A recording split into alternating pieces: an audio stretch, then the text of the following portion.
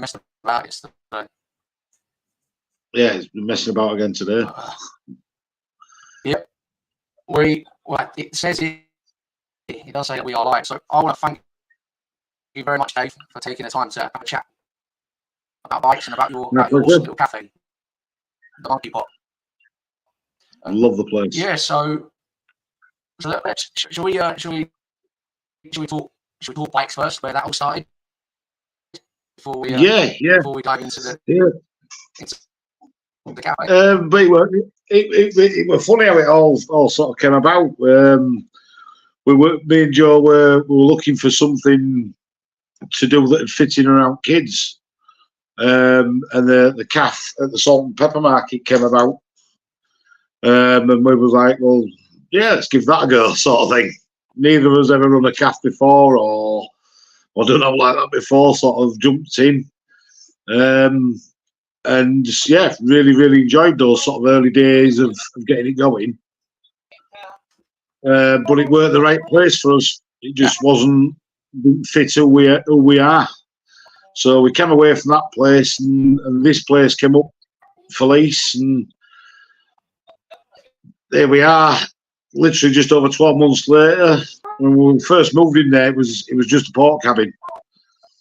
We've built the extension, everything on the front, and put all new seating area and all that sort of stuff in. And it's just become this wonderful little spot that everybody seems to enjoy, and it's good banter, it's good laugh, it's friendly, it's welcoming, it's just who we are. It's us, I'm always have been and always will be for bike community. It is a biker's calf, but it's also site calf for site as well. But it's run by bikers. Yeah, it's run by me and Joe. Yeah, we keep everything cost down. I said to Joe when we first started it, I said to her, we're never going to be millionaires doing this, And she started laughing. She said, yeah, but it's fun, isn't it? And I said, yeah, it is. It's brilliant. And so I said to her, let's just keep it fun. Let's just keep it going fun. And we've got some amazing support by locals and people that come in and, wish us well and want us to succeed. And it is. It's doing really well. It's doing good. And it's I think so. I mean, like I said before we went live, like people have mentioned about it, and obviously find it hard to find before you put your new sign up. Fucking road past. Yeah. Turn around, road past again. And I was like, what the fuck's going on here? But once I found it was just, I think it's so like I say, so welcoming, and it just it's not what you'd expect. No, definitely not. It's a cool little cafe. There's no bullshit with it, really. It's just like no, zero tolerance for that sort of stuff. Do you know what I mean? If that's what you like and that's what you are, off you pop. Do you know what I mean? I just want fun and laughter and like-minded people. Do you know what I mean? Welcoming people that have got each other. Do you know what I mean? End of the day, we're all out doing and looking for the same thing. So let's, instead of being out there on your own, bring them sort of people together. Yeah. And we've had some fantastic. I've made some absolutely fantastic friends down there, just because of what sort of people gravitate to the place. Yeah. No, and that's it. It's just like say for me, like I think the outside area you've got is great. I think the inside, it's just I think like it's easy to overdo something, like to go like all fancy with like I don't know, like stupid. Well, it's easy to spend loads of money and have to try and recuperate. I mean, obviously every business has an expense and you've got your overheads, but I just like the fact that it was just so you went in, welcoming, just I don't know. It's just like I've been to some places and it's also really there's some cool places, but then I've been to some places like first of all, I mean, I'm not from North. I'm not from the North. I fucking hate spending loads of money on a cup of tea. Yeah. When you guys like, £50 for a cup of tea, I thought that's where it needs to be. You know, it doesn't need to. You don't Yorkshire tea as well. Yorkshire tea as well, proper tea as well. You know, and I can't justify. I wouldn't want to charge any more than £1.50. I can't. Why would you pay? Anybody pay more than £1.50 for a cup of tea or a cup of coffee? I mean, yeah, get your specialist teas and your specialist coffees. You know, yeah, fair enough. But for a mug of tea or a mug of coffee, £1.50. Yeah, a bit of water and a bit of milk and a tea bag. Obviously, as long as you can cover your costs and pay your bills. Yeah. You know, obviously, I say, obviously, I don't run a business, so I wouldn't like to start to say what, you know, what's involved and everything. But no, it's cool, really cool cafe, and everyone that I've spoken to that I've been or heard about, you know, there's always someone that's heard about it. Oh yeah, my friend's been there. It's a great little cafe, great people, you know, and everybody's welcome. We've said this from start. We've said this from start. I said to Joe from start. Right, if we're going to do this, we need to do it proper. I says if we wouldn't want it served to us, or if we got something served to us and think I'm not paying for that, we don't serve it. Yeah, no, exactly. And let's have some fun with it. Let's not stand for no drama, no bullshit, no politics, no nothing like that. Do you know what I mean? Just people down having fun. You know, welcoming, just being us, being who we are. That's it. Yeah, and it's such a special little place. It really is a special little place, and because of the people that come in, I think. Yeah, definitely. Like obviously being catering to obviously there's quite a lot of like building contractors and things like that around there. Yeah. We do get a lot of wagon drivers in because you've got Henderson's up road as well, and you've got all site off there. So we do get a lot of lads coming in, Stones Thrones and all that sort of stuff round about. Them guys come in and they all use us for the dinner. But I mean, we've even had some of the lads who ride come back down to their work for bike night and stuff. Do you know what I mean? I've been here all day, but I'm back here tonight because it's bike night at CAF. You know, which shows a lot as well, just for people that come down. Yeah, that's cool. And like you say, it's nice. You know, you just know that you're doing something right. And so, like when you were at the previous, how long was you at that place for?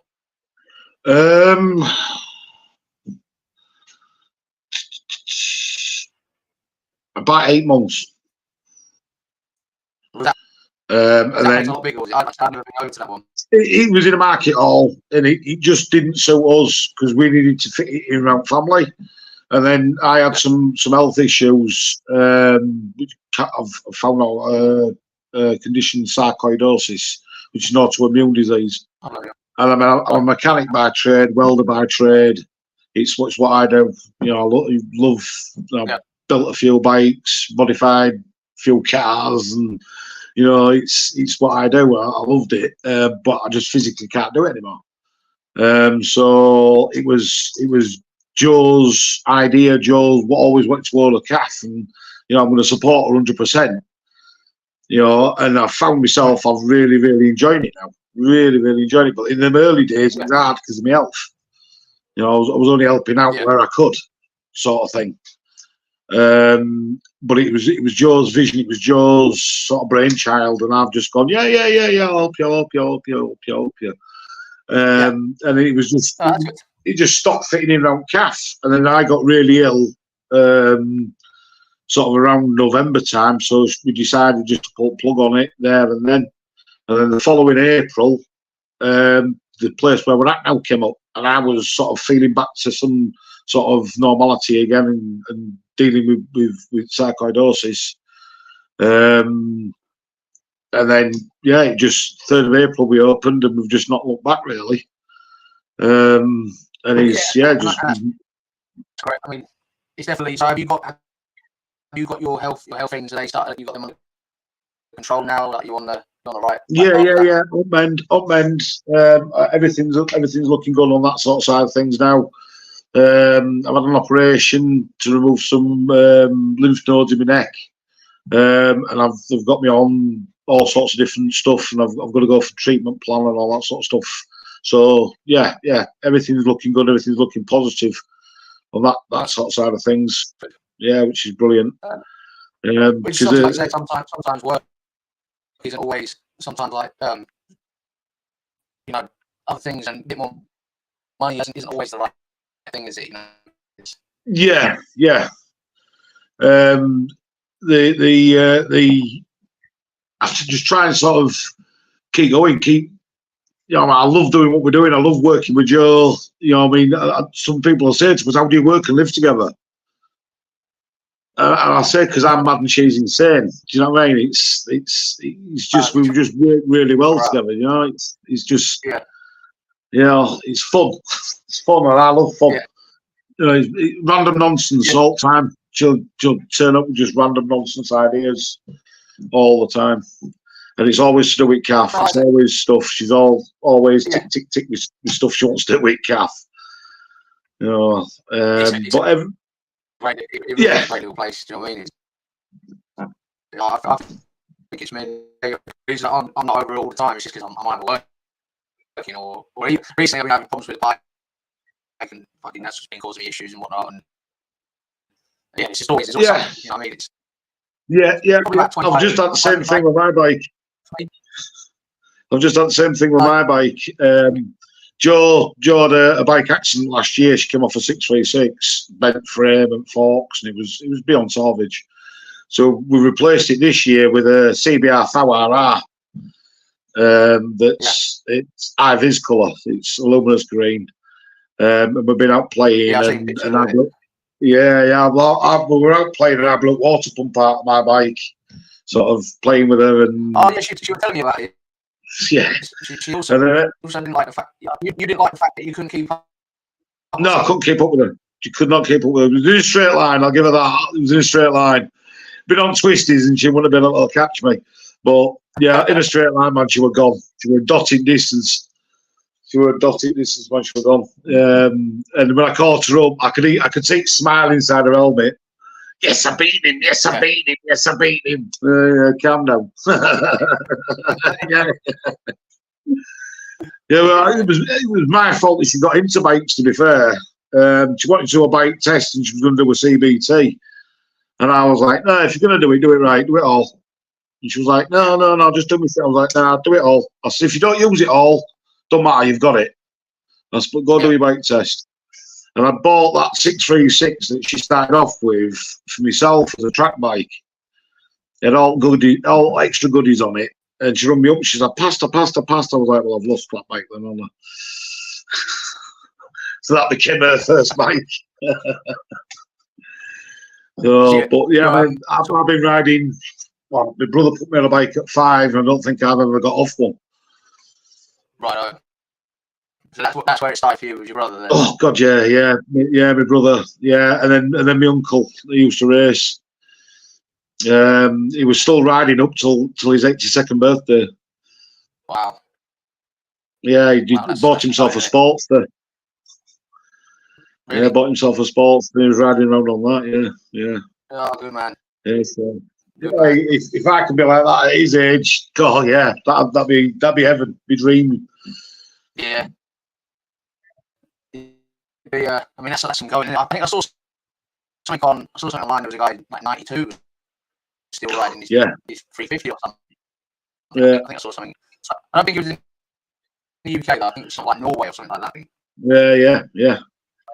It's crazy. Yes, and not just sort of any bike really, but you know, like Sportster or something with a bit of pep.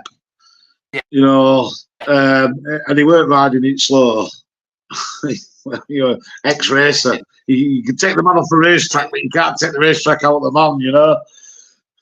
No, that's it. But I mean, on the downside of that is obviously like now there's so many fucking cameras about and undercover cops, and you know, it's like, and that's why like, I'm rebuilding in the 125 now. It's a foot clutch hand shifter. I spoke about those on the podcast, but I'm doing that because she's going to be kicked to run to work. And to be fair, the ZX10, it's again, I spoke loads times. It's hard work. It's hard work in the respect of keeping out speed limit. It's an 1987 ZX10, so everyone knows at 80s bikes they don't plod. It's all or nothing. it's just it literally just. So I can't wait to get. No progression. No progression with throttle. It's either open or it's closed. Yeah, and like even when you do try and hold it at the speed limit, obviously you have to. But it's all you can hear. You can hear it misfiring, you can hear it popping, you can hear it banging, and as soon as you touch a fault, it clears up, so you can hear it. You get above like 6,000-7,000 RPM. It's probably. I mean, for me, there's probably needs a bit of fettling. That could probably smoothen some of that out. But yeah, like we seem to think the story of the Miser X10 was it was bought for my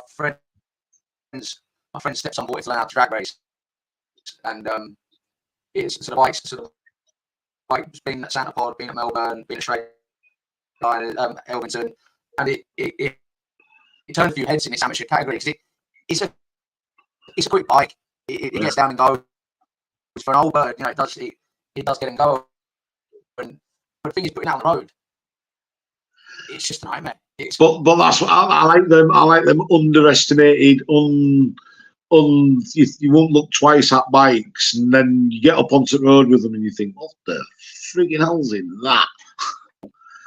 Yeah.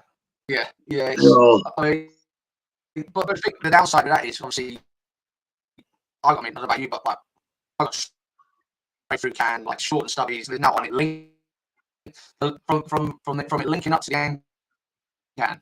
The link pipe is probably, if you measure it in a straight line, it's probably 30 centimeters, like in the link pipe, and it's the overrun on it, mate. You're not gonna step out in front of that, like, are you?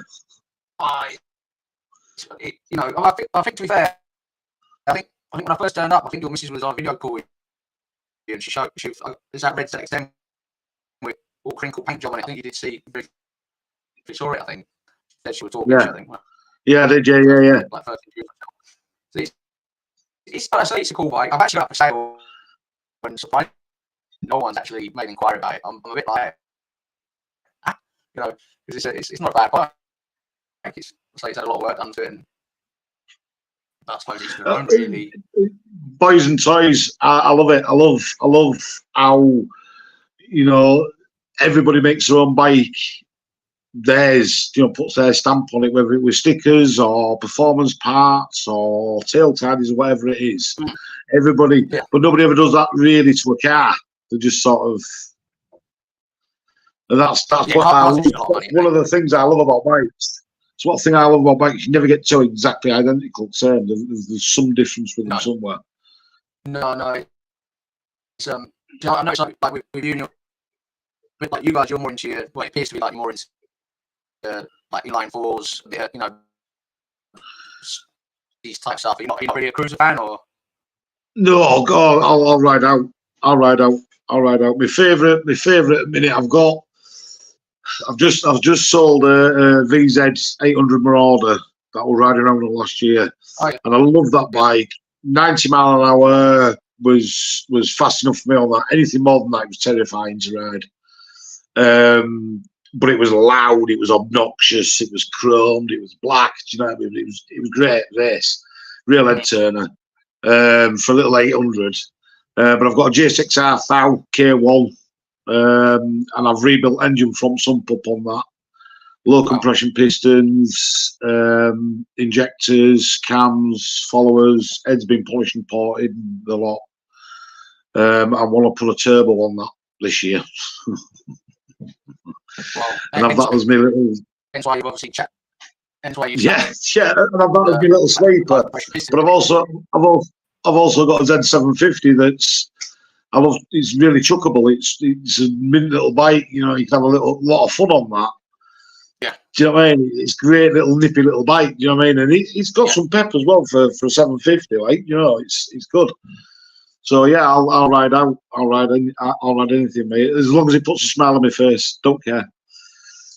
Yeah, that's it, isn't it? And obviously like the same, like how that same attitude with like the bikes. You can literally see it like in a cafe. Like it. I keep on seeing. Yep. It's great. Yeah, I don't care. I don't care what anybody rides. I don't care. I don't care what anybody rides that comes down to CAF. And we've done a few rides from CAF out, and there was a young lad on a 110 Grom. Yeah. And he says, "Can I join you?" And I says, "Yeah, no worries." And he says, "You won't leave us, will you? Because last time I went out on a ride from Sherburn, he said I got left and I didn't know where I was." And I felt so sorry for myself. I said to myself, "No, there's a few rules when you come riding out with me." I said, "First rule is nobody gets left behind. You ride out with me, you ride in with me. It's as simple as that." And it was the most painfully slow ride over to Seaways Calf I've ever had in my life. I tell you what, my first bike was I built an 1983 Suzuki GP125 with my dad. Yeah. And I literally lived. So I lived about 5 hours from Farrow. You know, from the Back Valley in Farrow. So I lived on the south coast. Yeah. That's where I grew up. And my old man was on 1400 Intruder, and he said to me, he's like, "Mate, he said, I never got a third gear." He said it was fucking horrible. I broke down as well. So I broke down over near. I think I was over near Seville. You know, Seville further, like just as we head over into Portugal. Well, about probably about an hour away from the border. Really? And then anyway, I broke down there, and I ended up having to get on the back of my dad's single seat 1400 shot. Nice. About that wide. Yeah, on metal. Yeah, mate. Oh, but what a great rally though, and it's you know I'm yet to have the. So I've always up until like last year, up until a couple of years ago, I'd always been on 125s, and I mean, so I've not been the guy that's been on the quicker bike with the slower riders. So I'm yet to have that experience yet, but yeah. At the end of the day, you respect where. I mean, I remember. Yeah. Well, I don't care what anybody rides. You've got your knees in breeze. You deserve the respect. You know, and you give the respect, you get respect. So we've got a young lad that comes in called Dylan. Last year he was riding a 50cc, and he wanted to do a ride for charity. So he rode from our calf to Cornwall on a 50cc. So if I did it sort of normal route, it was where he was going to. It was 500 and something mile. But because he had to use all A roads and back roads, because he weren't allowed on any motorway or major artery because he's on L plates, it was like 640 mile. Wow. And he made it all the way. I'll give him his due on a 50cc. He made it all the way to Cornwall. And then there was a storm when he was heading back. And he fell off it a couple of times. And he rang me up and he says, "I've fallen off it and it's leaking petrol." I went, "Right, I'm pulling plug. Give us your address. I'm coming to get you." And he went, No, I'll make it back. I said, "No, you won't." I says, "Safety fucking thing now, mate. You need to just sit tight. I'll come get you." So put it in my sat nav, 5.5 hours, jumped in my van, set off, drove all the way down to him, threw his bike back at van, put his postcode in and drove him all the way back again, turned and burned all the way back again. But he raised like over £1,000 for charity. That's awesome. Do you know what I mean? For a young 16-year-old lad on a 50cc, complete respect to him. I don't know many 16-year-old kids that take on a challenge like that. Do you know what I mean? On his own.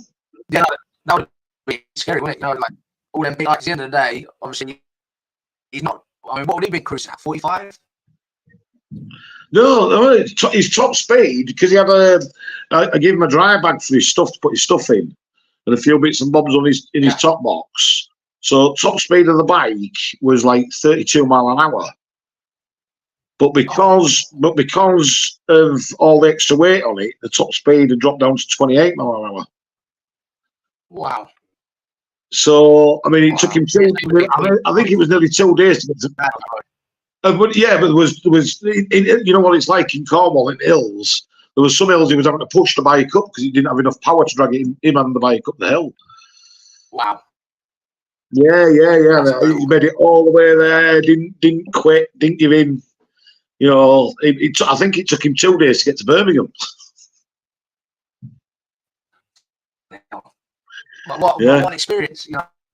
Oh yeah, God, yeah. Watch it. I said to him on way back when we were in Van on way back, and he was a little bit gutted that he didn't ride all the way back. I said, look, your challenge was you challenged yourself to ride to Cornwall. You've achieved that.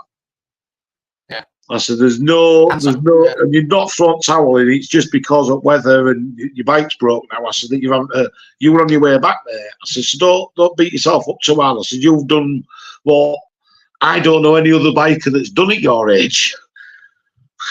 No. No. Well, that's it. Obviously, with people getting their driving license at 17, people. See, and the cost of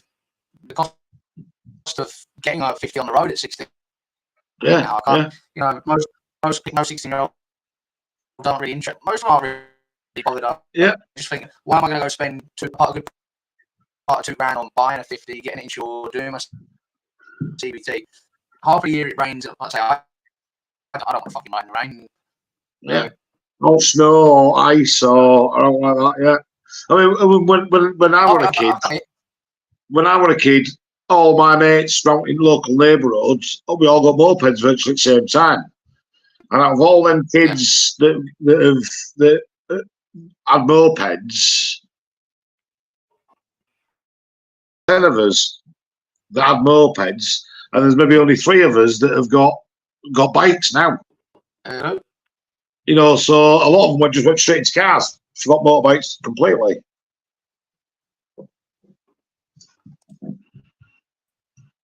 Yeah, mate. Yeah, you keep breaking up. It's real. Yeah, I know. But my old man just dropped a message in the live chat. You're breaking up. I don't fucking know if it's the computer or the internet. I don't know. It's annoying. That's the only downside to doing them live is obviously it can go completely fucking wrong any time. Modern technology. Mate. But the thing is, to say, like I said, this laptop's probably 10 plus years old. It's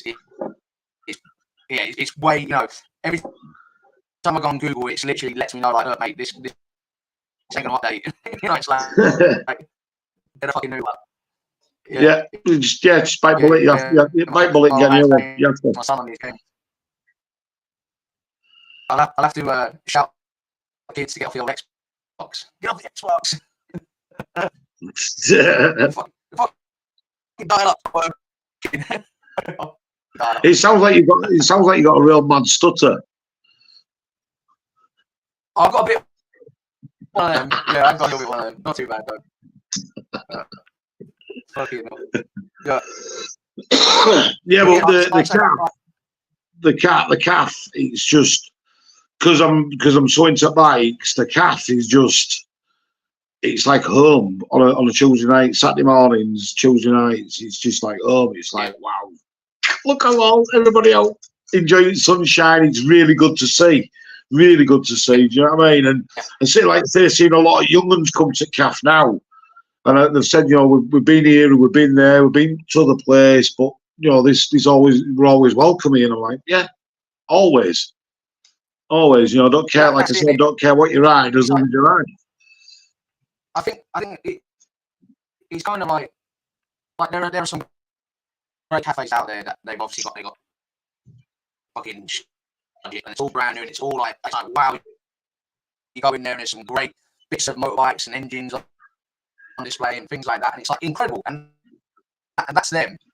And then it's like, well, sometimes you just need like a simple place to kind of take it back to what it used to be about. It doesn't, and this is obviously it's hard to say without kind of saying like without being disrespectful to your gaff. Do you know what I mean? Yeah. No, do you know what I mean? But that's where biker calf started. That's where the biker calf scene in the UK started. It was truck calves. Yeah, it was truckers' cafes, and that's where bikers used to congregate. So I love our little place. I really do love the place. We've got it sort of how we want it. There is more plans for other stuff to go in there and go on there and go on there.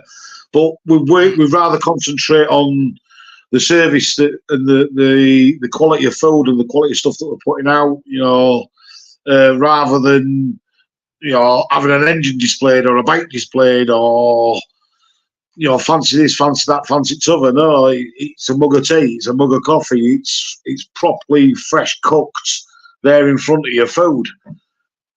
You know, exactly.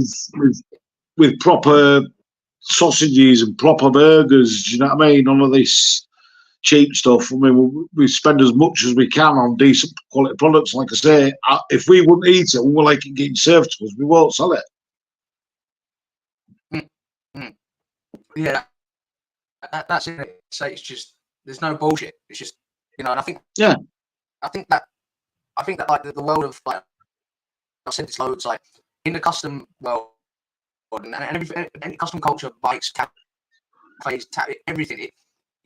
I I've been so lucky in like 8 months or so that I've been doing the podcast and being able to speak to people around the world. Like, there's this common thing of the legit people you can't bullshit. You can't take more than you give. Like, you can't take more than you give. Do you know what I mean? yeah.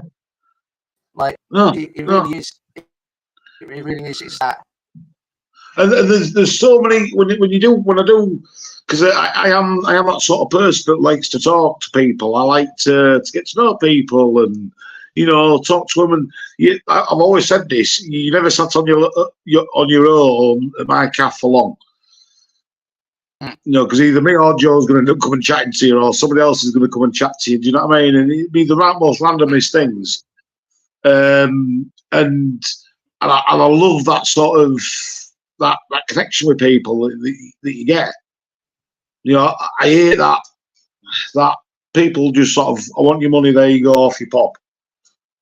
No, Exactly. no, I don't like that. It's a community. We are a community. That's it. It's. I mean, I suppose like on the other side, like with the way culture is, like there is a lot of money in the culture, and obviously people do chuck money at things, but then that kind of singles out people that can only afford a £1.50 cup of tea, and I mean me, mate, I fucking hate paying any more than like. I mean, I love the cost of coffee around again, but paying £3, mate, it upsets me. No. I'm like fucking hell. No. Because and things growing up in Spain, like, I mean, I'm a coffee. I have a cup of coffee now. Like, I don't really drink coffee, so I've always grown up in Spain. All Spanish drink and it's proper coffee, and it's cheap. So I spent most of my life like €1.20 for a cup of coffee, and then to come here and really to get what I would consider like a decent cup of coffee, like freshly ground stuff, you're paying £3-4, and it's like it's eye watering. Yeah, So we are looking at the right machine for us for specialty coffee. Not cheap, are they? But it's not going to be charging £4 and £5 and £3 and £4 for a I don't know, cappuccino. It's frothy milk in a it's not happening. It's not happening. No. And I mean, I get it. Everybody's got overhead. Everybody's got costs to bear. Everybody's got staff to pay. Everybody's got to make a living. And everybody's got to earn a wage. But so have we. Yeah. Yeah. I mean, our overheads can't be anywhere near anybody else's. But again, so we've got our overheads. We've got stuff to pay. We've got bills. But as long as it's paying for itself. We're never going to, like I said to our last, we're never going to be millionaires. We're never going to be able to retire doing this job. But it's fun. And while it's still fun, we'll keep doing it. Yeah. And I can't see no end to the fun of it. I can't see no end to it. But I love it. And that's it. Like so, like there's all these iconic places around the world, like and the reality is iconic cafes, bars, restaurants. Like it just has something that's like it has its own thing, and you generally find like the Ace Cafe. Like you go down to the Ace. Scotch niche little thing, yeah. It's just like the Ace is iconic because of how long it's been there and like the history of the Rockers and like the North Circular and do you know what I mean? It's but really you take that away, it's not necessarily the greatest greatest building in the world that people travel No, to. You know, do you know what I mean? And so they're creating it's its history. its own legacy. It's history. It's its own legacy. Yeah. It's where where you were to be if you were back in 50s and 60s. You know, 70s, 80s. I mean, even now, if you go to London, you're a biker. You've got to go to Where's Cafe. If you come to North Yorkshire, you've got to go to Squires. It is the mecca for bikers. Do you know what I mean? It's where the home is. Do you know what I mean? It's where everybody goes. You've got to go. You know. And I love those sort of places. The history, because you get to meet Seaways on Bridge Road. Love going down to their classic night and just talking to some old bikers about their old bikes, and I just love it. Do you know what I mean? It's I suppose, man, like I say, last year I was stood outside Cafe at 3 o'clock in the morning talking to two blokes about two Harleys they had with a cup of tea in my hand. Yeah, it's awesome, after one bike night. It was mad. That's it.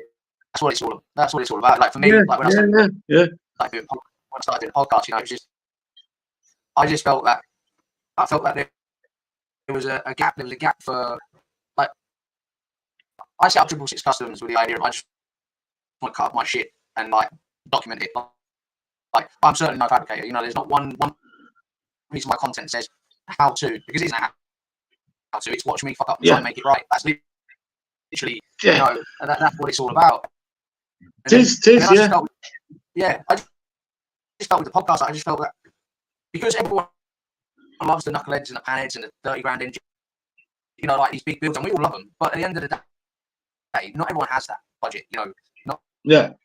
Like you said, there are people that just want to change an end can and put some stickers on, and they're proud of that. And I felt there was a gap in the platform. I felt that there was an opportunity to get people on that wanted to talk about just changing an end can and their story of getting out on the road. And I say, you know, I've been lucky enough to interview tattooists and bike builders and leather seat makers, and you know now obviously bike, you know, biker as well as a coffee shop, a cafe owner. You know, it's I think the culture.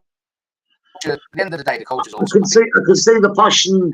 I can see the passion you've got for what you do, though. That's what makes it. That's what makes it. If that makes sense.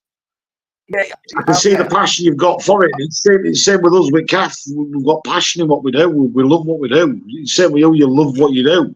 So it translates to people gravitating towards it. It's good. I love it. Absolutely love it when somebody's found a passion with them. I think obviously with the culture, you have to be honest and see what it is you can offer to the culture. So this for me was like, I can offer this. This is what I can sit and waffle on, and you know, and listen to people's stories, and people listen to me for a bit, and I think that was what I could offer, and you know, and overcoming so much. Like, mate, I'm fucking terrified in front of the camera. Like, I find it easy to do this because I'm talking to you, and obviously a couple of people will connect and whatever. But actually, video stuff, like, usually, I don't think I've ever managed to do one video that's recorded in one go. Sometimes it's 10, 12 attempts. You know, like last week was my first at the Distinguished Gentleman ride out. My missus just literally just come up and she had to fucking take a t-shirt out of me and take a fucking hanger because I stood there. She was like, "You're gonna do that?" And I'm just mumbling like, because I was absolutely fucking terrified. You know, like really, like it was really uncomfortable. I found it really hard to just go like, "Oh, do you mind if I have a chat with you?" Even though once I get going, that's where you've grown as a person. You've pushed yourself into an area that you're not comfortable with, and you've made yourself comfortable there. 100%. I've got so much to learn, like so much still to like. I know the podcast. I'm coming up with this my 47th episode. It's been incredible, but I do know the reality is it's missing something. I need to learn whether it's I got to learn whether it takes more time or something just needs a little tweak to improve, because sometimes the numbers don't really reflect the input, like, and it's not consistent. So if it was consistent, let's say we had consistently 3 viewers, I can live with that's fine. But when it spikes up and then drops, and it's like, right, something's, and I'm not looking to completely change it. I would like to learn on what it is that needs sorting, because something needs. At the end of the day, I'm not trying to create. Yeah, yeah, and that, again, that's where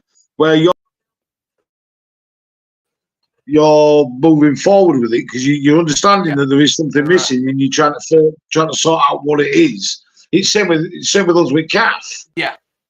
We're constantly changing little things and adapting little things, make things work better, make things work smoother, improve the experience for the person coming in.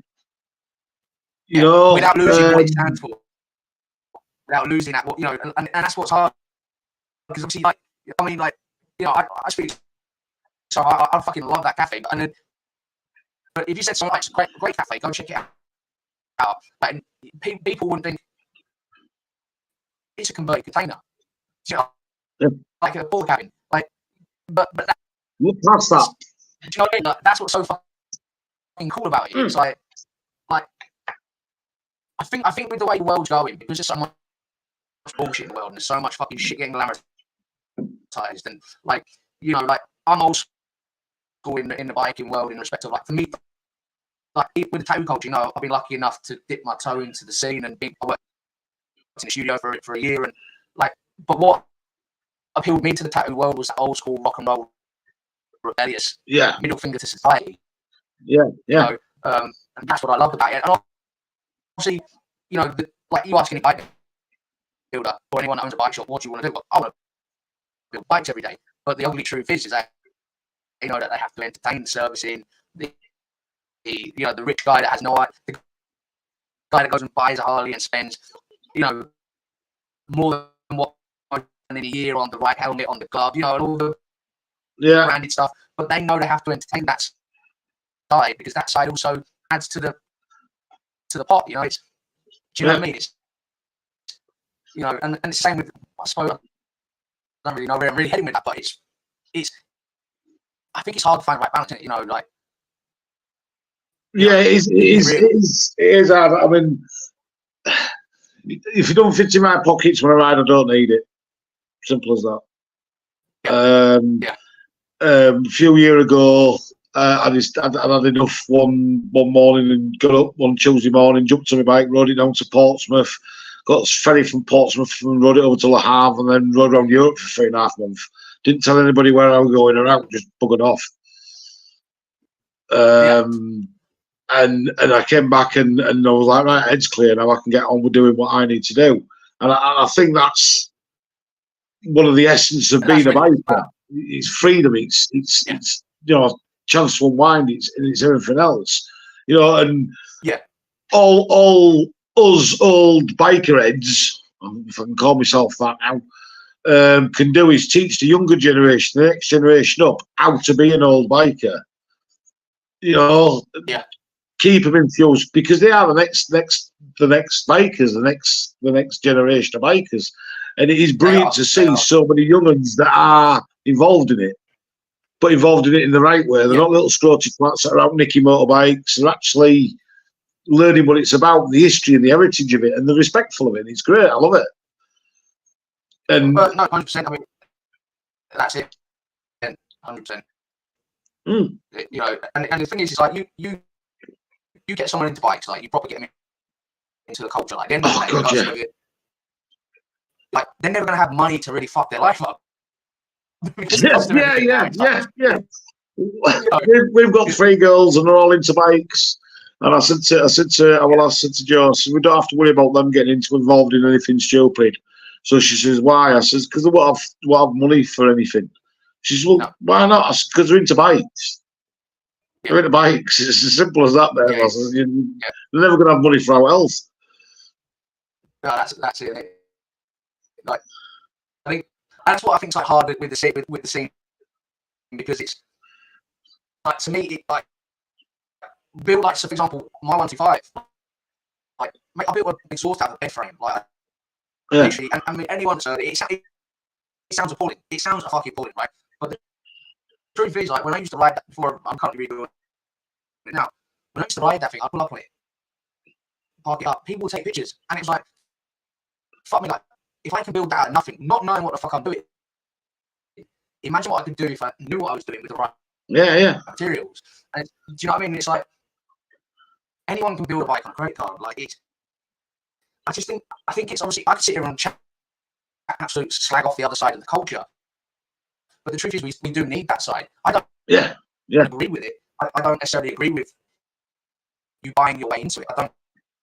You know, I think it's about earning your stripes. I think it's about It's about putting yourself, putting your miles in, and putting your hours in, and everything else. You know, it's about knowing your bike. I do believe bikes have souls. I really do. You know, they look after you as much as you look after them. I really do believe that. I really do believe that. You know, if I'm broke, my bike will fix me. But if my bike's broke, I need to fix it. 100%. 100%. It's, you know, it's like I said, this is something so incredible about being able to do these podcasts. Like, I've spoken to people where we've gone from talking about building bikes, like how well he's doing in his own garage, to then we're talking about people we've lost. You know, and it's like I say to people, not like I get asked it a lot, but I've been asked it a few times. Oh, why do you ride a bike? And my arrogant answer is, my reply to him, and he's arrogant. I say, look, the very fact that you asked this question is the reason why the very fact that you ask that question is the reason why you'll never understand it. Yeah. And I'm like, what do you mean by that? I said, exactly. I said you've asked it, you don't get it. Otherwise, you either get it, you either get it or you don't.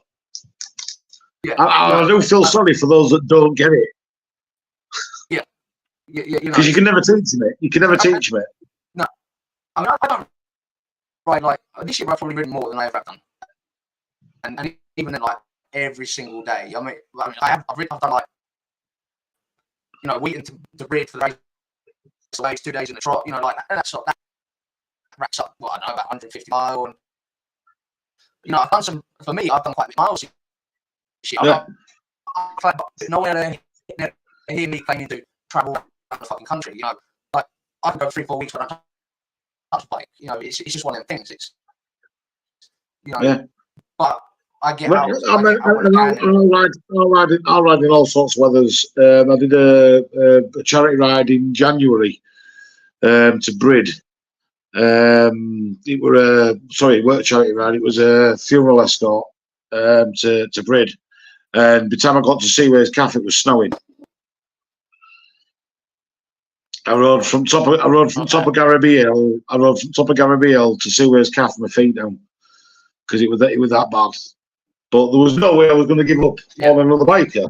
You know, the guy gets it. You know, and like you say, there's few and far between that do actually get it. There's guys that spend 20 grand on an Harley and another 5-6 grand on gear and all the rest of it, and don't understand why they've got a motorbike. It spends a couple of 100 miles a year on roads, and that's it. If it's lucky. Yeah. That's not what it's about. I mean, well, I've done the snow and the ice and all that shit. I mean, fucking hell, I've had my throttle cable for, like, it was crazy, right? So my mate was talking about it. Like, my mate was like just turned 60, and he was saying, like, when he was like about 30 odd years ago, he was telling the story. And it's honestly got a week or so late to me. I used to finish work at 1 in the morning. About 20 past 1, and I made it up this road. I came up to a set of lights. So I've just gone to shift down, you know, because obviously the lights are on red. And the fog was frozen. And I was like, fuck me. Like, I've done the whole feet on the floor thing. And that's why I feel because I have done it, and I did it for a whole winter, you know, because that was the only choice, the only way I had to get to work. I feel like I have somewhat earned my right to say I don't want to ride in the wet, you know. In the wet, you know. I'm not. Like I say, I'm not. I think, and that's the thing with this culture. I think, like, you'll get the difference. The difference is you'll get it. You understand it. You know it. You know, it's the guys that have never worn waterproofs or ridden back or got caught out in a snowstorm or, you know, oh, it's cloudy, I'm not taking my bike out today.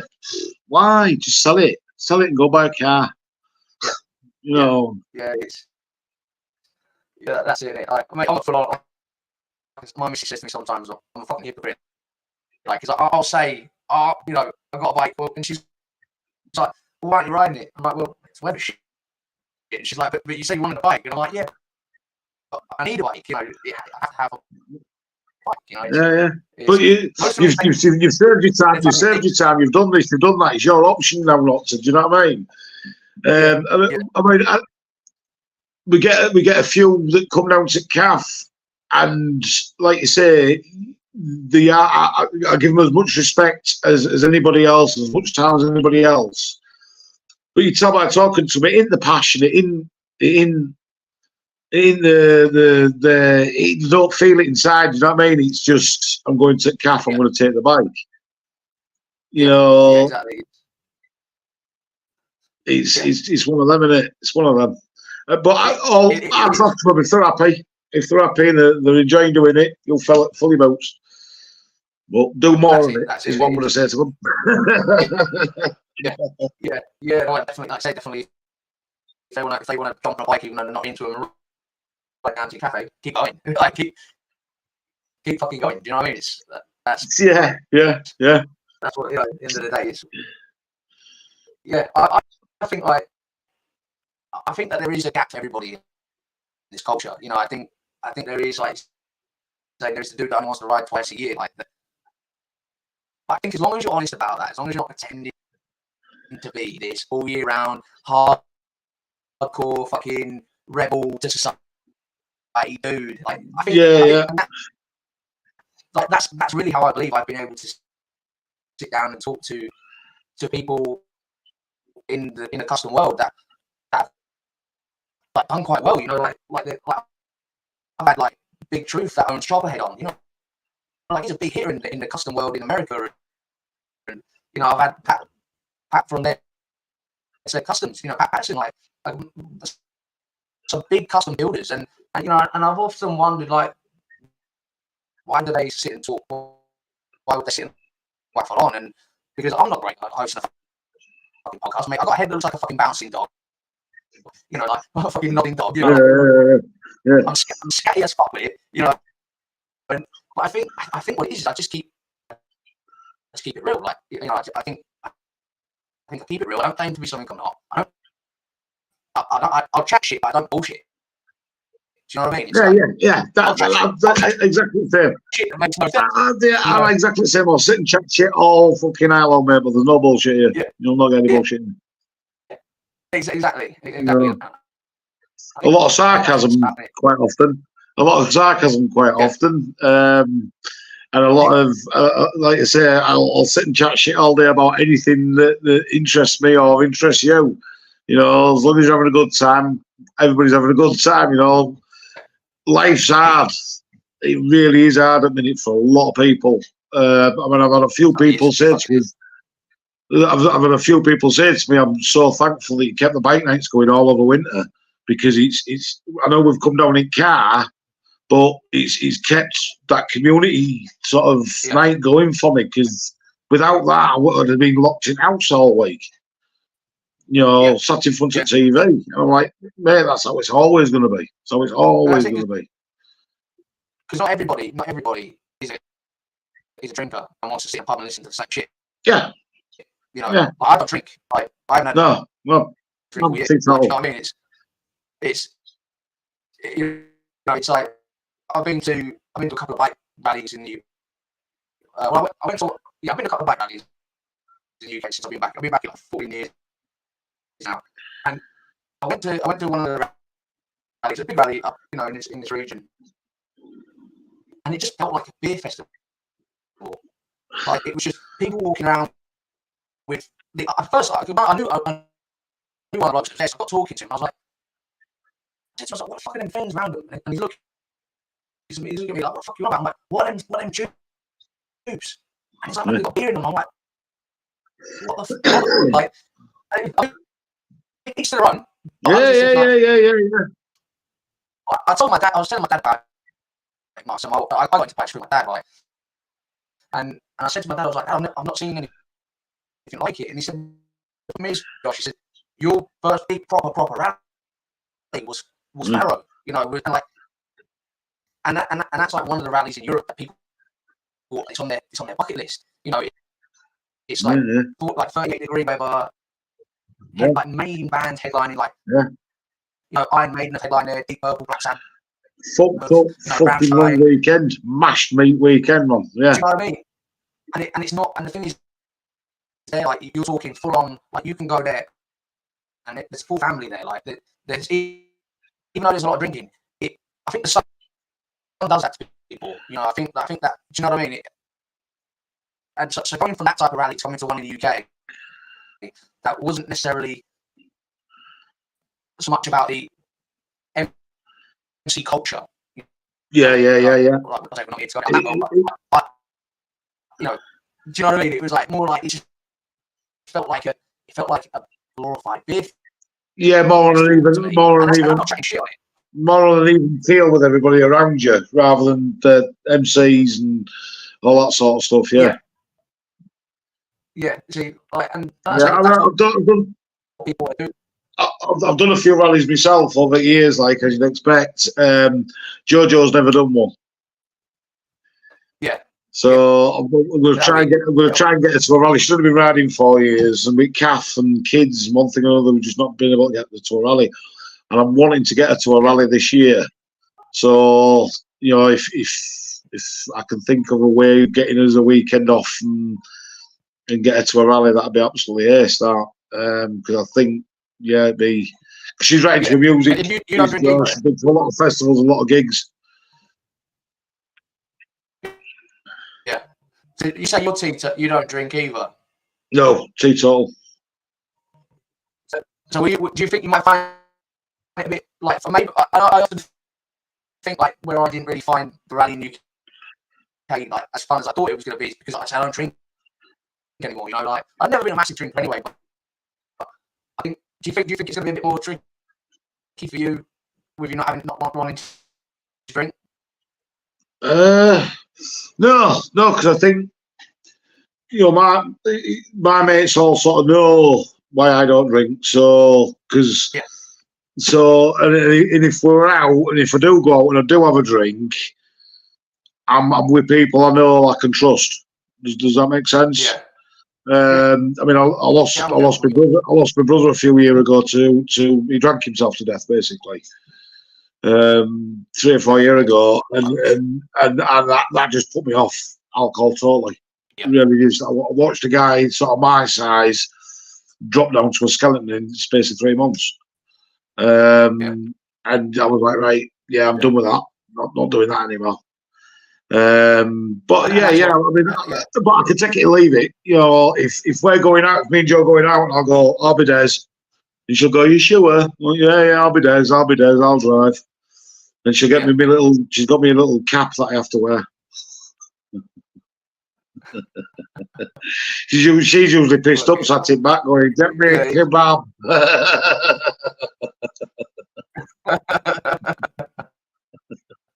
Yeah, you've got that operation kebab and they don't want to fucking eat it. yeah. I went out first time for, God, must be nearly 20 years around York on a stag do other week, and I had to put my finger. This is how drunk I had to put my finger on the end of the key to get it in the front door. And then the next day I was at the calf working, and I had never felt so rough in all my life. To the point where Joe said, "You need to go home," and I need to go home. So she's like, "Yeah, you need to go home."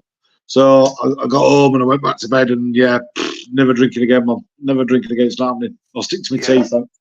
Bro King, that's me. Mate, my missus can make fucking hangover the last 3 days, mate. It's like, fucking hell.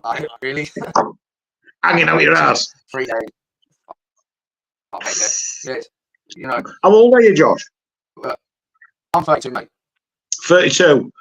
So I'm 46 this year, and I Yeah, do remember those 32 years where you think, oh, rough after a skinful, mate. Wait till you get to your 40s, and if you haven't got a mystery illness by the time you're 40, don't worry, because one will be assigned to you.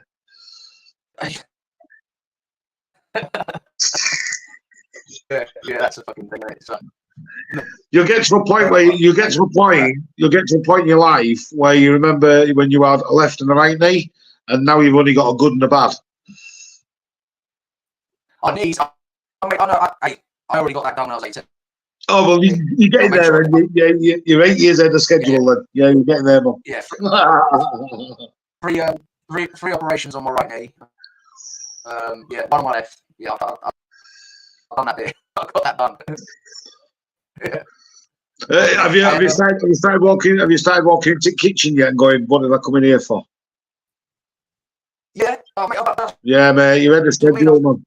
You read the schedule. It's all inert gases you keep sniffing while you're welding and stuff. Yeah, or you're in the shed now. Where the fuck's that 10mm spat? Yeah. Slamming the door, and then you look down, and it's in your fucking hand. Fuck. Yeah, I've got on mine and Joe's bike. I've got hanging off bottom of it a 10mm socket. I've always got a 10mm socket with me. Yeah, because you never fucking know. You never know. But you leave something on the side, and the thing, I don't know about you, but like, if I leave anything on the, you leave stuff on the side at home. Like if I leave anything, it's left at my own risk, because guaranteed my missus can find somewhere to fucking move it to. Like, it doesn't belong there. And I'm like, yeah, but, and she's like, no, it doesn't fucking belong there. And I'm like, yeah, but I'm gonna move it. No, it doesn't belong there. That's Joe. She says, you call it OCD. She says, I call it put it back where you fucking found it. Yeah. Yeah, it's definitely, yeah. Says, I know I've only got 3 kids, but some days it's like having 4. Yeah. My missus. Yeah. I am the man child. I think I'm the most childish. I'm the most childish. Yeah, definitely. Yeah, I'm definitely the man child. It's called. I'm the big monkey. I am the big monkey at the calf, but I'm definitely a man child. Yeah. Told her when I first met her. I was a 15-year-old juvenile delinquent trapped inside a man's body.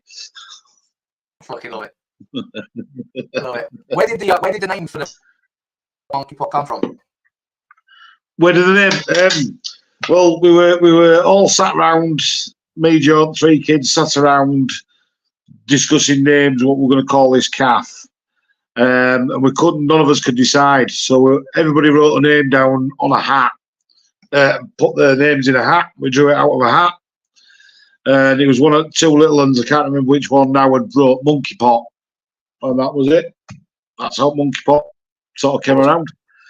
And then about 3 weeks after we named it Monkey Pot, the Monkey Pox came out. I was like, no, why have we named it that? Fucking love it. I'll tell you, I got a good one with names. So my mum and dad got this dog. It was a rescue dog, and it was called Spice. Right. So this dog of my parents, it was running around in a park, and obviously in this park there are certain people that indulge in such drugs. And my mum said, fucking shouting this dog at 7 o'clock in the morning. Spice.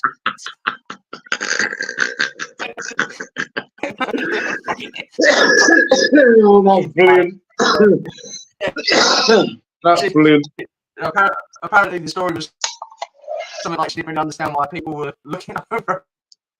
A bit funny. I had a mate who had a dog called Stay. It was the most confused dog in the world. Come on, Stay. Don't say that guy, what the fuck? What's going on? Fucking hell. Oh, I love it. Madness. Love it. I think we've pretty much covered the craziness. And like obviously, for people that do want to come down and check out the cafe, like they can find you on Facebook and Instagram. Yeah, we're on Facebook and Instagram.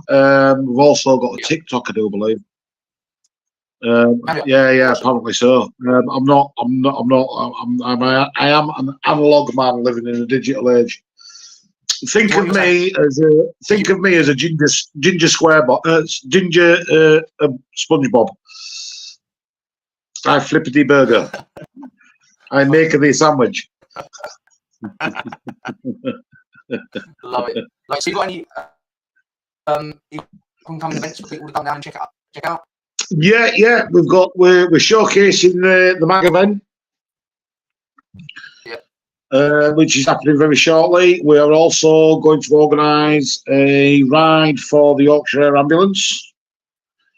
Awesome. And also the Green Team, congenital myotonic dystrophy. I'm very proud of myself for remembering that. Team arrive with us next Tuesday when they're at their halfway point back up from Cornwall. So they'll be joining us Tuesday night. We're having a bit of a shindig, a bit of a party for them guys getting halfway. So come along, give them a shout, give them a wave on. To be out there, give them a bit of support, give them a bit of love. They do deserve it. They do absolutely amazing work. With those guys, absolutely amazing work, and they do it with very, very little support from anyone. Barring the people that do support them. The work that they do, not just for CMD either, but for other charities. Like we did the ride, the outroad for the Distinguished Gentleman's Ride. That was all CMD with a couple of mag lads as well, but majority of it was CMD riders, outriders. Myself included. So yeah, we've got them coming on Sunday. Well, then? Yeah, I was there Sunday. Yeah. Right. I saw you talking to Will. I saw you talking to Will, and then we were all getting geared up, and I was like, I ain't got time now. I'll catch him on flip side. Really. So, but yeah, I saw you talking to Will. He's another. Will's ace. I love Will to bits. He's like another big ginger Viking. There's not many of us ginger Vikings. There's not many of us ginger Vikings left. So we've got to look out for each other. Yeah, so I pulled up. So I've been out. I come back to Marky Wheaton, and I went to Tesco for whatever reason. And then, like, a load of your guys were there raising some awareness and yeah. Like with the events and things. I pulled up on ZXM. One of your said, "I'm smoking because I got fucking time. I got an oil leak around the oil cooler." But the thing is, it's 27-year-old. I know. I've already tried to nip it up and it don't move. And I know as soon as I try to touch it, it's gonna fucking break. So I'd rather just let it. It literally does 2 drops. That's it. But where I've got the downpipes wrapped, it's soaked. And obviously it's smoked. And one of the lads said, "I'm smoking, mate." I said, "Yeah. It's British, it's got an oil leak." He looked at me, he's like, "Oh, right." I got into it, obviously hammering away, and then anyway, I've gone to set off and fucking thing didn't start. I look like a right freak. Oh. That guy. I was like, fucking hell, again. Fucking yeah. It just turned out to be I located the ignition barrel in a stupid place because I thought that was cool to put it. Yeah. Not back to and what it turned out to be is I've got it's located in the side of the frame where one of the cutouts. There's like fucking used to have a plastic cap on, so anyway, like mounted it there. But when I do get caught out in the shit weather, it sprays a lot of shit up into the cap behind the barrel, and it just held it up on one of the tires. Yeah, it wasn't even wet. It was like it literally just like grit, and then obviously the grit got in there. Then it fucking obviously corroded. Obviously with it being damp, it fucking corroded up one of the terminals on the ignition barrel. So and that's why I think I don't feel none of my shit's practical. Like who does a foot clutch and a fucking stupid shifter on a bike? But you don't do it because it's practical. You do it because you think you're cool as fuck.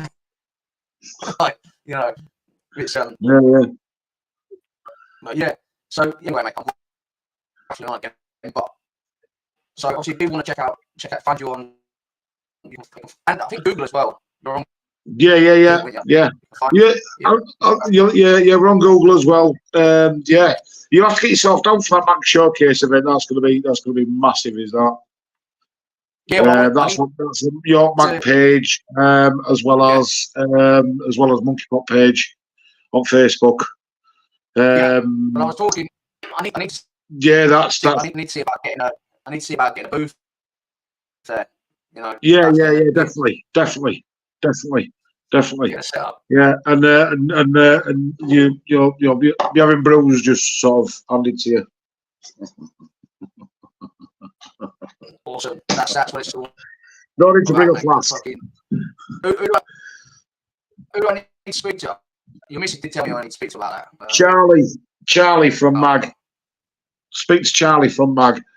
I can't remember his surname now, but yeah, speak to Charlie from Mag. He's organising an event. I'll pass his details on. I'll send you his details on. Yeah, I was going to say if you could maybe drop me a message on the old message. Yeah. Send me a link to it or something. Yeah, I'll message him, get him to message you, and I'll pass his details on just in case you don't, because I know he's really busy at the minute with all bits and bobs he's got going on at the minute. But yeah, there's going to be a few stalls there, few pop-up market stalls there, and all sorts of fun going on that weekend. Should be good. July, yeah. 20. Awesome. Don't quote me on this, but I think it's the 27th. I'm sure it is. Let me just check my calendar. 2 seconds.